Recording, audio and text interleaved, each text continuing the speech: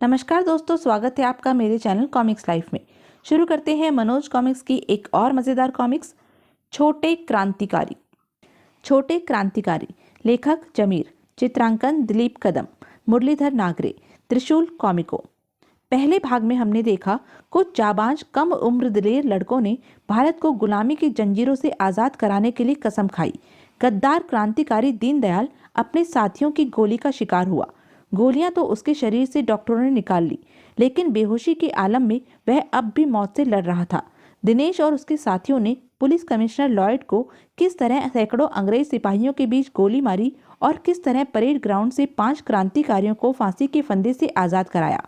उसके बाद किस तरह इंग्लैंड से आने वाले जासूसों और पुलिस वालों को गोलियों का निशाना बनाया और किस तरह एक जासूस एसीपी जैक्सन के साथ क्रांतिकारियों के सरदार नकाबपोश को लेकर वहां से भागा। यह सब आप गुलाम भारत में देख चुके हैं। अब आगे। एक क्रांतिकारी की नज़र कार के अंदर बैठे अपने सरदार पर पड़ गई। सारा मामला उसकी समझ में आ गया। अरे, इस कार को रोको, धाएं धाएं। जल्दबाजी में चलाई गई गोलियां कार को स्पर्श भी न कर सकी और कार नजरों से ओझल हो गई। तब आड़ में छुपे क्रांतिकारी बाहर आ गए। क्या हुआ? जासूस सरदार का अपहरण करके ले गया। ओह, अब क्या होगा? सरदार को आज़ाद कराना ही होगा, चाहे इसके लिए हमें लाशों के ढेर क्यों न लगाने पड़े। लेकिन सरदार को आज़ाद कराने से पहले हमें अपना ठिकाना बदलना होगा। वह क्यों? जासूस हमारे सरदार को यातना देकर उससे सारे राज जान सकता है, फिर उसे हम लोगों तक पहुंचने में देर नहीं लगेगी। लेकिन सरदार का मुंह खुलवाना आसान काम नहीं है। वह तो ठीक है, फिर भी हमें कोई रिस्क नहीं लेना चाहिए। यह ठीक कह रहा है। बुद्धिमानी इसी में है कि हम हर वह जगह छोड़ दें जिसके बारे में सरदार जानता है। ठीक है, अब यहाँ से निकल चलो, वरना किसी भी समय पुलिस फोर्स यहाँ पर पहुँच सकती है। चलो, भीड़ में शामिल होकर अपनी गाड़ी तक पहुँचते हैं। उधर दिनेश और उसके साथी भी वहां से कुछ दूरी पर एक स्थान पर एकत्रित थे। उन्होंने भी जासूस और जैक्सन द्वारा नकाबपोश को कैद करके ले जाते देख लिया था, इसीलिए वे वहां रुक गए थे। हमें फौरन इस बात का पता लगाना चाहिए कि जासूस व जैक्सन सरदार को लेकर कहाँ गए हैं। हाँ, उसे जासूस की कैद से छुड़ाना बहुत जरूरी है। उसके बाद वे आपस में विचार विमर्श करके तेजी से एक तरफ चल दिए। इधर कार तूफानी रफ्तार से दौड़ती हुई घंटा घर को क्रॉस करती हुई मूलगंज के चौराहे पर आकर रुक गई। उतरो मिस्टर जैक्सन। क्यों, क्या आप हेडक्वार्टर नहीं चल रहे हैं? नहीं, मैं इसे कहीं और रखूंगा। ओह, कहने के साथ ही जासूस ने जैक्सन को एक विशेष इशारा किया।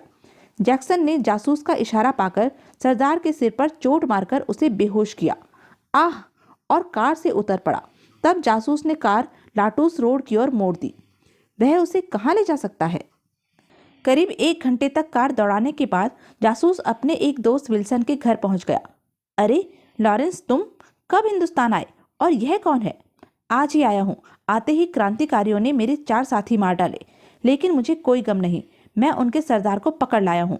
क्या यह क्रांतिकारियों का सरदार है? हाँ, और सुरक्षा की दृष्टि से इसे कुछ दिन तुम्हारे घर पर रखना चाहता हूँ। यह तुम्हारा ही घर है, जब तक दिल चाहे रखो। इसके बारे में किसी को मालूम न होने पाए, तुम्हारी वाइफ और बच्चों को भी नहीं। ओके, किसी को भी नहीं पता चलेगा। विल्सन उन्हें एक ऐसे कमरे में ले गया जो मकान के पिछले हिस्से में था।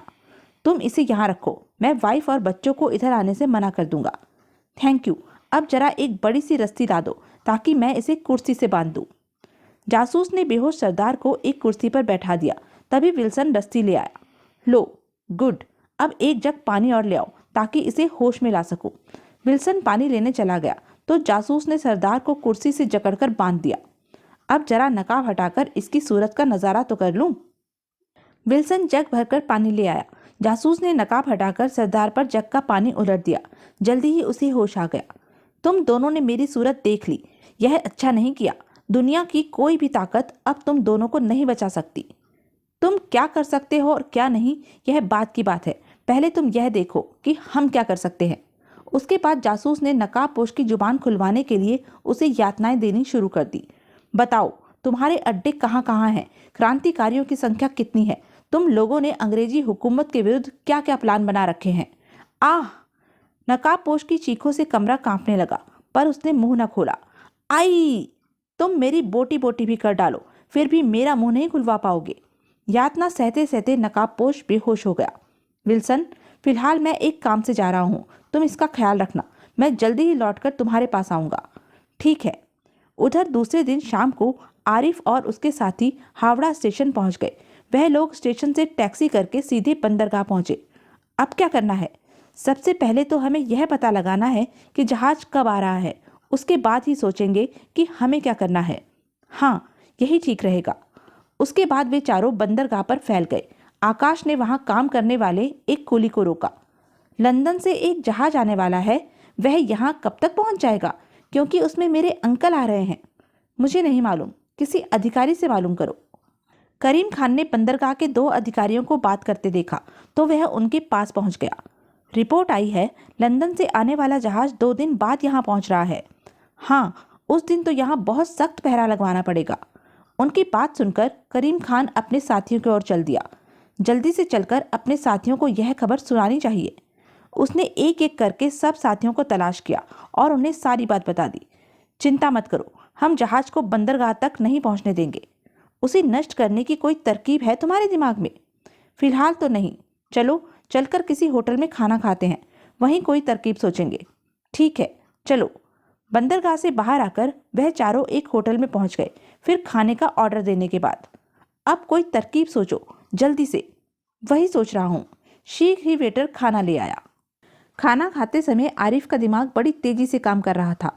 अचानक उसके दिमाग में एक तरकीब आ गई। वो मारा, लगता है तुम्हारे दिमाग में कोई तरकीब आ गई है। हाँ, एक तरकीब दिमाग में आई तो है, सुनो। उसके बाद आरिफ ने अपने साथियों को वह तरकीब बता दी। वाह, बहुत शानदार योजना सोची है। जवाब नहीं तुम्हारे दिमाग का। खाना खाकर वे होटल से बाहर आ गए। एक बैग में उन्होंने खाने पीने का कुछ सामान भी भर लिया था। फिर वे बंदरगाह के उस हिस्से में पहुंचे जहां मोटर बोट किराए पर मिलती थी। चलो, अच्छा हुआ यहाँ एक ही व्यक्ति है, वरना मुश्किल हो जाती। तुम लोग यहीं रुको, मैं उसे बेहोश करके आता हूँ। करीम खान ने वहीं पड़ा एक डंडा उठाया और सोते हुए व्यक्ति के करीब पहुंच गया। माफ करना, तुम्हें बेहोश किए बिना हमारा काम नहीं हो सकता। फटाक! आ! उस व्यक्ति को बेहोश करके उन लोगों ने उसकी मोटर बोट पर कब्जा कर लिया। अब समस्या यह है कि इसे चलाएगा कौन? मैं चलाऊंगा। अगले ही पल आरिफ ने मोटर बोट स्टार्ट कर उसे सामने की ओर दौड़ा दिया। थोड़ी दूर जाने के बाद उन्होंने बेहोश व्यक्ति को समुद्र में धकेल दिया। अगर हम जहाज को नष्ट करने में कामयाब हो गए तो यह हमारी बहुत बड़ी सफलता होगी और अंग्रेजों की बहुत बड़ी हार। मोटर बोट रात भर समुद्र के सीने पर सफर करती रही। हालांकि इतने लंबे सफर में वह भी खुले समुद्र में और रात के समय मोटर बोट के उलटने अथवा कभी भी दुर्घटनाग्रस्त होने का पूरा पूरा खतरा था। लेकिन संयोग से उनके साथ कोई दुर्घटना नहीं घटी। फिर सुबह होते ही आरिफ ने मोटर बोट रोककर अपने साथियों को जगा दिया। चलो उठो और मुंह हाथ धोकर नाश्ता कर लो। लगता है हम कलकत्ता से बहुत दूर आ चुके हैं। हाँ, लगभग 200 किलोमीटर। नाश्ते से निर्वृत्त होने के पश्चात अब तुम आराम करो आरिफ, मोटर बोट मैं चलाऊंगा। तुम चलाओगे?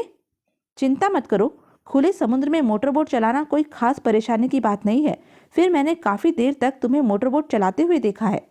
ठीक है, जैसी तुम्हारी मर्जी, लेकिन स्पीड बहुत ही कम रखना। आकाश ने स्टीयरिंग संभाल कर मोटर बोट स्टार्ट कर दी। बस इतना ख्याल रखना कि हम दिशा न भटकने पाए। चिंता मत करो। मोटर बोट फिर समुद्र के सीने पर दौड़ पड़ी। आरिफ रात भर का जागा हुआ था, अतः उसे फौरन नींद आ गई। अभी तक तो जहाज नजर नहीं आया है, अभी वह बहुत दूर होगा। आरिफ करीब 4-5 घंटे जमकर सोया। उसके बाद उसने फिर स्टीयरिंग संभाल लिया, लेकिन कुछ दूरी तय करने के बाद अचानक मोटर बोट रुक गई। अरे, यह क्या मुसीबत आ गई? लगता है पेट्रोल खत्म हो गया।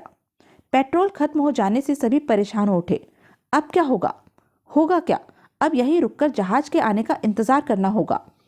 अब यह उनकी किस्मत थी कि उन्हें जहाज के लिए ज्यादा देर इंतजार नहीं करना पड़ा। वो देखो, एक जहाज इसी दिशा में आ रहा है। हाँ, कोई जहाज आ तो रहा है, लेकिन करीब आने पर पता चलेगा कि यह इंग्लैंड से आने वाला वही जहाज है जिसमें गोला बारूद लदा हुआ है या कोई दूसरा। मोटर बोट लहरों के सहारे इधर उधर डोल रही थी। तुम लोग कुछ मत बोलना, जहाज के कैप्टन से मैं बात करूंगा। ठीक है। जहाज को अपनी ओर आकर्षित करने के लिए वह लोग अपनी कमीजें उतारकर हिलाने लगे।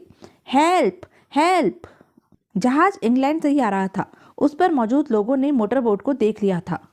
ओह मिस्टर ग्रेग, लगता है कुछ लड़के रास्ता भटक गए हैं। वे हेल्प मांग रहे हैं। हाँ, मैं भी देख रहा हूँ कैप्टन, पर हमें ऊपर से बहुत सख्त ऑर्डर मिले हैं कि न तो कहीं जहाज को रोका जाए और न ही बीच में किसी को चढ़ाया जाए। मिस्टर ग्रेग, यह छोटे छोटे लड़के भला हमें या इस जहाज को क्या नुकसान पहुंचा सकते हैं? कैप्टन, मैं तो सिर्फ आपको ऊपर से दिए गए ऑर्डर का बोध करा रहा था। फिर भी यदि आप चाहते हैं तो इन्हें जहाज पर चढ़ा लीजिए। इधर मोटर बोट पर अगर इन लोगों ने हमें जहाज पर न चढ़ाया तो तब की तब सोचेंगे। फिलहाल जहाज हमारे निकट ही आ रहा है। कुछ देर बाद जहाज मोटर बोट के करीब आकर रुक गया। बच्चों, तुम लोग यहाँ कैसे आ गए? आरिफ ने पहले से ही इस प्रश्न के उत्तर में एक कहानी गढ़ ली थी। अंकल, हम पिकनिक पर निकले थे। हमारा एक साथी समुद्र में डूब गया। उसे बचाने के लिए मोटर बोट चालक कूदा, पर वह भी डूब गया। हमने मोटर बोट स्टार्ट करके वापस लौटना चाहा, पर हम इसे कंट्रोल न कर सके और फिर रास्ता भटक गए। फिर पेट्रोल खत्म हो गया और समुद्र की लहरें हमें इधर ले आई। तुम लोग आए किस जगह से हो? कलकत्ते से अंकल। अगर आपका जहाज उधर ही जा रहा हो तो प्लीज हमें भी लेते चलिए, वरना हम लोग किसी भी तरह अपने घरों को नहीं पहुंच पाएंगे। कैप्टन ने ग्रेग से पूछा। क्यों मिस्टर ग्रेग, क्या ख्याल है? चढ़ा लीजिए, हम सीढ़ी लटका रहे हैं। तुम लोग ऊपर आ जाओ। थैंक यू अंकल, हम आपका एहसान कभी नहीं भूलेंगे। जहाज पर से सीढ़ी नीचे लटका दी गई तो आरिफ ऊपर चढ़ने लगा। अभी तक तो हमारा मिशन कामयाब रहा, अब आगे देखते हैं क्या होता है। आरिफ जहाज पर पहुंच गया तो उसके साथी भी एक एक कर सीढ़ी चढ़ने लगे। शाबाश, डरो मत, सीढ़ी बहुत मजबूत है, टूटेगी नहीं। हमारे चढ़ने से सीढ़ी तो नहीं टूटेगी, लेकिन कुछ समय बाद जहाज जरूर नष्ट हो जाएगा। आकाश आदि भी बिना किसी खास परेशानी के जहाज की डेक पर पहुंच गए। तुम लोग समुद्र में कब से भटक रहे हो? 24 घंटे से ज्यादा हो चुके हैं अंकल। अगर आप लोग ना आते तो पता नहीं कब तक इसी तरह भटकते रहते और शायद मर जाते। तब तो तुम लोग बहुत भूखे होंगे। तुम लोगों के लिए खाने का इंतजाम किया जाए? जी, लेकिन थोड़ा ठहरो, फिर तुम्हें भोजन भी कराया जाएगा। मिस्टर ग्रेग, आप मोटर बोट को भी जहाज पर ले लीजिए। Okay captain. तो यह थी अब तक की कहानी। आगे की कहानी जानने के लिए बने रहें मेरे साथ। और हाँ, मेरे चैनल को लाइक, शेयर और सब्सक्राइब करना ना भूलें। धन्यवाद।